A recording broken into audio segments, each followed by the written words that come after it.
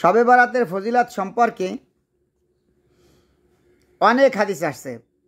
একটা আসছে হলো 3 নম্বর হাদিস হযরত মুআজ ইবনে জাবাল রাদিয়াল্লাহু তাআলা আনহু থেকে। 4 নম্বর হাদিস হযরত আবু সাআলাবা রাদিয়াল্লাহু তাআলা আনহু থেকে।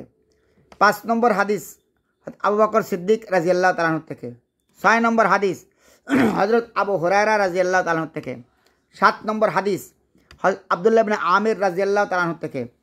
8 নম্বর হাদিস হযরত আবু মুসা আশআরি রাদিয়াল্লাহু তাআলা আনহু থেকে।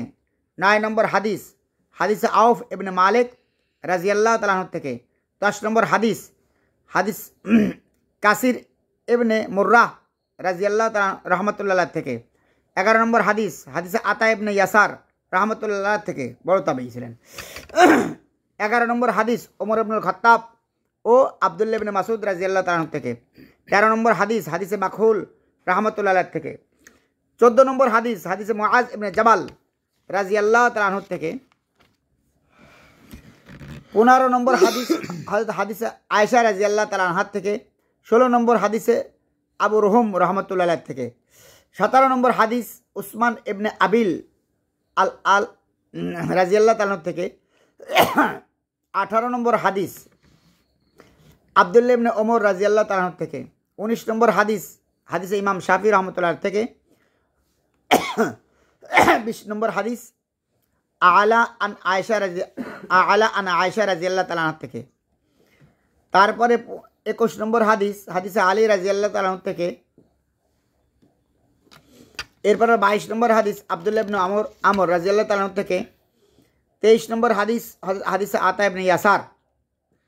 4, 14, 23, 24 নম্বর হাদিস হাদিসে আয়েশা রাদিয়াল্লাহু তাআলা থেকে। এতগুলো হাদিস আসছে শবে বরাতের ফজিলত সম্পর্কে, শবে বরাতের ফজিলত সম্পর্কে। তাহলে মুআজ ইবনে জাবাল 2 একটা শোনাই দিই।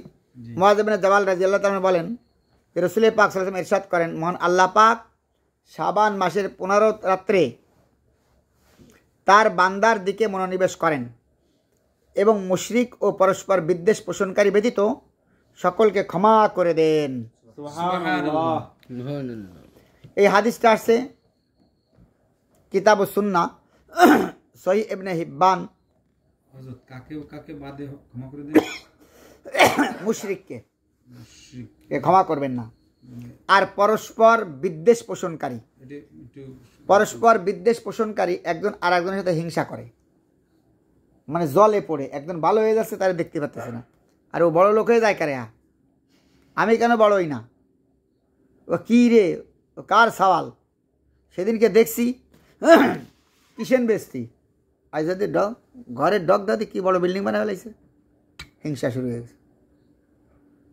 আমার বাড়িতে চাকর খাটছে, আমার জমিতে ধান লাগাইছে, আমার জমিতে সে কী করছে, কিসেন দেশে আমার জমির কুশর কাটছে, আজকে সে কত বড় বিল্ডিং বানাইছে দেখছো, আর আমাকে পাত্তাই তো দেয় না। এটা কি কয়? বিদ্বেষ পোষণকারী। না, আল্লাহ পাক এদেরকে ক্ষমা করবেন না, এই কঠিন জিনিসটা ভাই। হযরত আবু সাআলাবা রাদিয়াল্লাহু তাআলা বলেন, হুজুরে পাক সাল্লাল্লাহু আলাইহি সাল্লাম বলেছেন, 15ই শাবানের রাতে আল্লাহ পাক বান্দার দিকে মনোনিবেশ করেন এবং মুমিন বান্দাদের ক্ষমা করে দেন। অপরদিকে পরস্পর হিংসা বিদ্বেষ পোষণকারীদের আপন অবস্থায় ছেড়ে দেন, যতক্ষণ পর্যন্ত তারা তা থেকে বিরত হয়ে তওবা না করে, ততক্ষণ পর্যন্ত আল্লাহ পাক তাদেরকে ক্ষমা করবেন না। কিতাবুস সুন্নাহ শুআবুল ঈমান, সিলসিলাতুল আহাদিস যঈফা আল মাওযুআ, আবু নাসির আলবানী। আচ্ছা, আর একটা হাদিস শোনাই। হযরত আবু বকর সিদ্দিক রাদিয়াল্লাহু তাআলা আনহু বলেন, হুজুর পাক সাল্লাল্লাহু আলাইহি ওয়াসাল্লাম ইরশাদ করেন, শাবান মাসের 15ই রাত্রে আল্লাহ পাক প্রথম আকাশে অবতরণ করেন এবং প্রতিটি মুমিন বান্দাদেরকে ক্ষমা করে দেন। তবে যারা পরশ্রী কাতর এবং যারা শিরককারী তাদেরকে ক্ষমা করবেন না, তাদেরকে ক্ষমা। শুআবুল ঈমান 3 নম্বর খণ্ড, কিতাবুস সুন্নাহ 1 নম্বর খণ্ড, শরহুস সুন্নাহ 127 নম্বর হাদিস, 187 নম্বর পৃষ্ঠা, হাদিস নং 993। আল সিলসিলাতুল আহাদিস সহিহা 3 নম্বর খণ্ড 137 নম্বর পৃষ্ঠা, হাদিস নং 1144। হযরত আবু হুরায়রা রাদিয়াল্লাহু তাআলা বলেন, হুজুরে পাক সাল্লাল্লাহু আলাইহি ওয়াসাল্লাম ইরশাদ করেন, 15ই শাবানের রাতে আল্লাহ পাক তার বান্দাদেরকে ক্ষমা করে দেন, মুশরিক এবং পরশ্রী কাতর ব্যক্তিদের বাদ দিয়ে। মুসনাদে বাজ্জার, মাজমাউল জাওয়ায়েদ, সিলসিলাতুল আহাদিস যঈফ আল মাওজুআ, সিলসিলাতুল আহাদিস সহিহা, এখানে সহিহারই দিয়েছে, 3 নম্বর খণ্ড 137 নম্বর পৃষ্ঠা।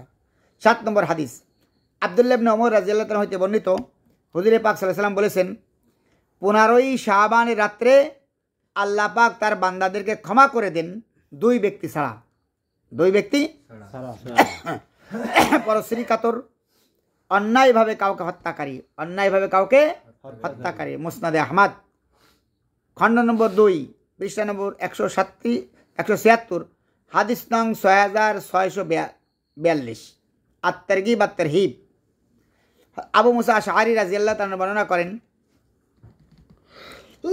আমি হুজুরে পাক সাল্লাল্লাহু আলাইহি ওয়াসাল্লামকে বলতে শুনেছি যে শাবান মাসের মধ্যরাত্রে আল্লাহ পাক প্রথম আকাশে অবতরণ করেন এবং মুশরিক এবং পরশ্রী কাতর ব্যক্তি ছাড়া বাকি বান্দাদেরকে ক্ষমা করে দেন।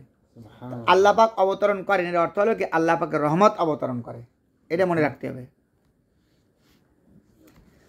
হযরত আউফ ইবনে মালিক রাদিয়াল্লাহু তাআলা বর্ণনা করেন, রাসূল পাক সাল্লাল্লাহু আলাইহি ওয়াসাল্লাম বলেছেন, শাবানের মধ্যরাত্রে আল্লাহ পাক নিজ বান্দাদের প্রতি মনোনিবেশ করেন এবং তাদের প্রত্যেককে ক্ষমা করে দেন, মুশরিক এবং পরস্পর বিদ্বেষ পোষণকারীদের ছাড়া।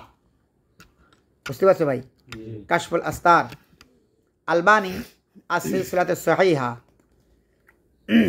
কাসির ইবনে মুররাহ রাহমাতুল্লাহ বর্ণনা করেন,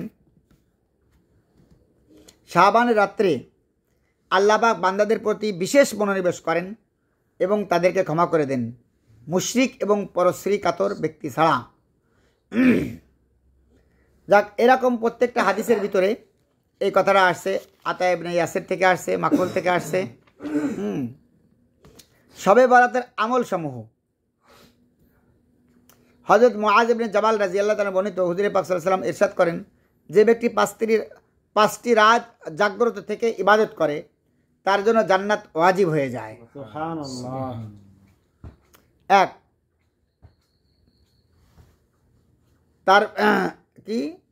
তার বিয়ের রাত, অর্থাৎ জিলহজ মাসের 8 তারিখের রাত। বুঝেছে? জিলহজ মাসের 8 তারিখের রাত। 2, আরাফার রাত। 3, জিলহজ মাসের 10 তারিখে তথা কুরবানির ঈদের রাত। 4, ঈদুল ফিতরের রাত। 5, শাবান মাসের মধ্যরাত তথা শবে বরাতের রাত। আত-তারগীব আত-তারহিব, 2য় খণ্ড 275 নম্বর পৃষ্ঠা, ইলাউস সুনান, 7 নম্বর খণ্ড 35 নম্বর পৃষ্ঠা। তাহলে 5টা রাতের ভিতরে আছে না শবে বরাত? আল্লাহকে যে ব্যক্তি ইবাদত করে তারপর জান্নাত ওয়াজিব হয়ে যায়। সুবহানাল্লাহ। হযরত আয়েশা রাদিয়াল্লাহু তাআলা আনহা বলেন, তাহলে আমরা শবে বরাতের ফজিলত শুনলাম, তো শবে বরাতের ভিতরে আমরা কি আমল করব? আমলটা কি?